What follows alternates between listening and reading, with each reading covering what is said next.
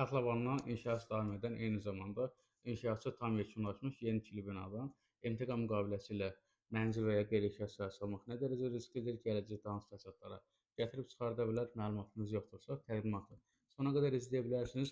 İlkin növbədə alqı-satqı zamanı real məbləğ müqavilədə öz əksini tapmalıdır. Misal üçün, mənzil 100 minə alınıbsa, müqavilədə 80 min və ya daha aşağı qiymətlərin yazılması qeyri-qanunidir.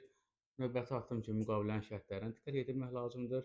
Müqavilənin şərtləri sizin üçün uyğundurmu, yoxsa MTQ-nın xeyrinə daha çox nüanslar qeyd olunub? Bir vətəndaş müraciət edib. Bizə qeyd edir ki, MTQ müqaviləsi ilə bir mənzil aldım, özüm xaricdə yaşayıram və mənzilə yaxınlaşanda, xaricdən qayıdıb mənzilə yaxınlaşanda bildim ki, həmin mənzilin qapıları dəyişdirilib və mənzilin sənədi başqa bir adamın adına çıxır.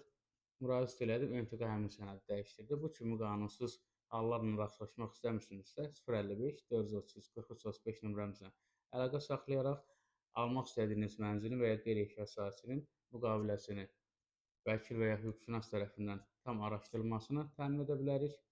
Diqqətiniz və etibarınız üçün təşəkkür edirik. Sağ olun.